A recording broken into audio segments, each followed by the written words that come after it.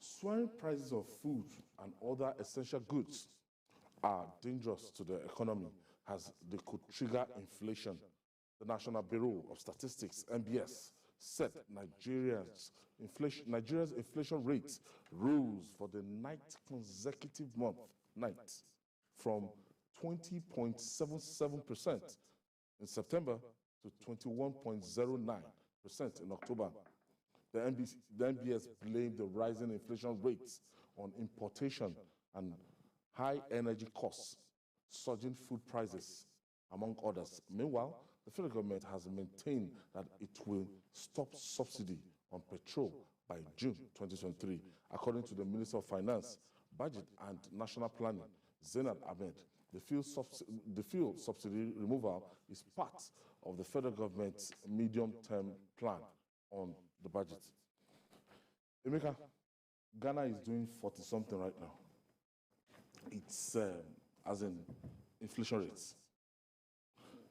It's not peculiar to Nigeria alone, but we'd like to talk about Nigeria and our situation.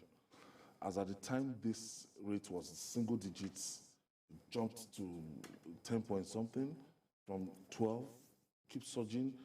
We were able to stabilize it for a long time to 15 point something. But right now, at 21, it's almost unimaginable that something you can get for 5, 10 naira before. You can't get it. I wonder how much they say the sachet water now. Yeah, we should not even even dream of getting close to 49%. Ghana, that would be disastrous. That would be disastrous. Yeah. Part of the problem, I don't envy Nana Akufo-Addo right now. Well, but Nigeria is not Ghana. Nigeria is not Ghana. Nigeria has a much bigger economy than that of Ghana. So when we try to compare, we shouldn't, an adult, how can an adult be comparing his strength with that of toddlers or teenagers? I mean, there's a difference. There's a whole lot of difference. One of the things that led to this was the closure of the border for a long period of time. That was one of the things that led to this. Don't you think it's what is happening in the international community? No, it's not just only international economy. Yes. Is this peculiar I know some government officials are trying to say the Ukraine war, it is the typical Nigerian escaping running up and down, but there are countries that are not being affected. There's inflation, there's unemployment. But I think there are countries that have been able to, that are coping with these things, that have been able to cope with recession.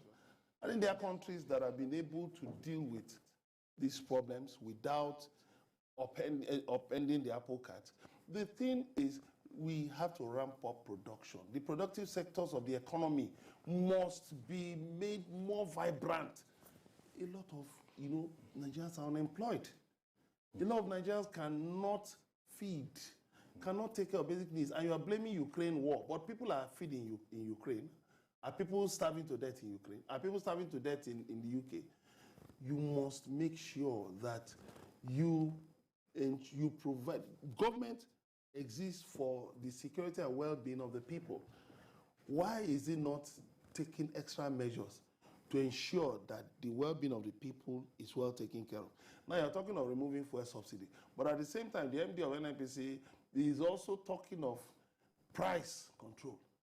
What do you want? If you want deregulation, go ahead, deregulate the economy, and so that we can have a free-flowing petroleum sector, downstream sector of the petroleum industry. So the point is, unfortunately, there have been floods recently. I mean, NBS talked about Kogi State, that Kogi State suffered so much, suffered a spike in inflation.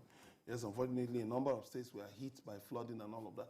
But we need to develop a template of recovering as quickly as possible from disasters. Instead of just sitting in a corner, engaging in a pity party and just lamenting. Let us engage in quicker recovery from national calamities so that, for instance, why are the reserves, the food reserves, I understand they're empty. Why are they empty? How do you save Nigerians from starving to death? Lekon Shotel, how did you get to 21.09%? Very easy. So, yes, I talked about Ukraine war. We then confirms to you that we have imported inflation.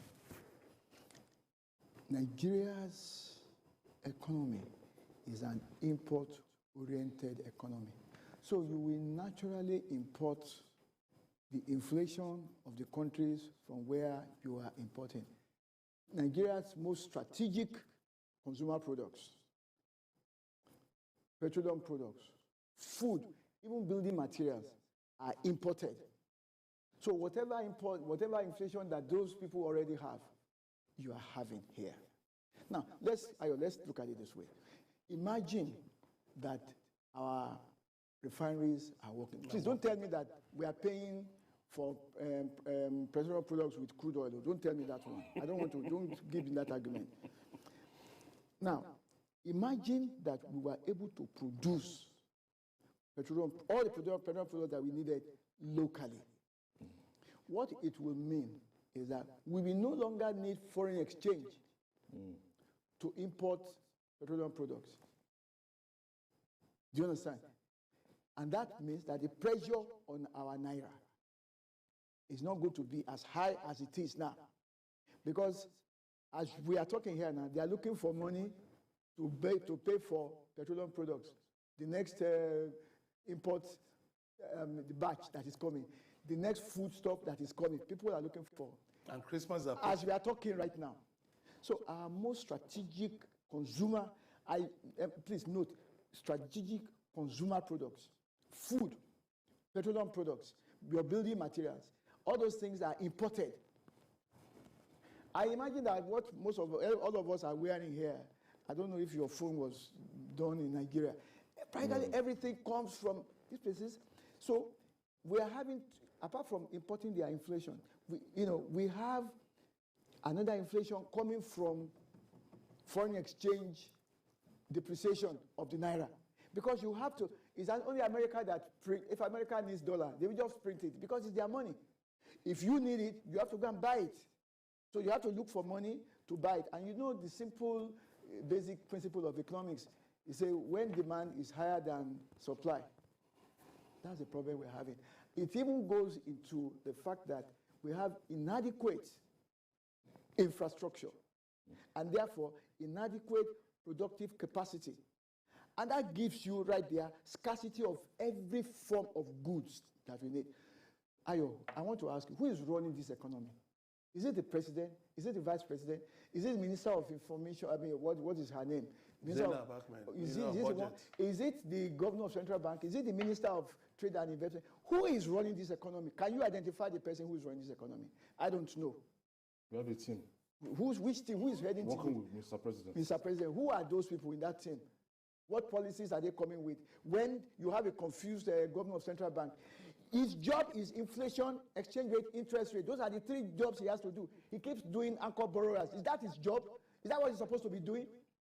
Because the Minister of Finance, who is also in charge of budget, and budget is the only thing that woman does. She doesn't do any national planning. National plan at all. She doesn't know about finance. Budget, yes, she does by budget every year. We see the budget, which is not working anyway. So who is running this economy? So rather than be pushing, diverting, giving us diversionary tactics and diverting our attention to other things, we need to talk to people who are running this economy. Run this economy well. Don't stop talking about subsidy. Don't even discuss subsidy with me. Let's first, then 500,000 barrels of fuel is stolen every day. Nobody's addressing that. Nobody is telling Mr. President to address that. That is good. That is foreign exchange that we should get. And then we know that reduces the pressure on the naira. Nobody is paying attention to that. We spoke about it. I was here 2 or 3 weeks ago. We discussed what has happened after that. Nothing. Nothing. What steps have they told us that, okay, apart from the broad Tompolo, then everything fizzled out again? What is going on? These are low-hanging fruits. Produce petroleum products in Nigeria to start with.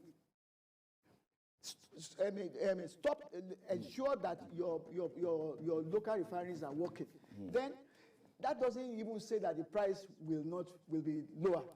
I'm not even, because crude oil prices. But availability. But at least let it be there, I'm and then you, gentlemen, we have to leave it and there. then you do not need. Sorry, Ayo, I hope we can add another 5 more minutes to No, this we thing. can't. We can't. Well, I have to pay my bills. It's getting hotter in the studio. I'd like to thank you, Lekman Shota, for your contribution, and Iche Mika Madunabu.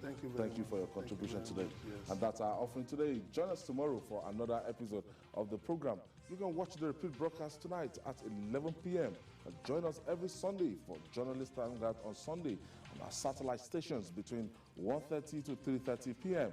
We're on YouTube, youtube.com/tvcnews Nigeria. I'm Ayodele Ozubaku. Bye for now, and God bless you.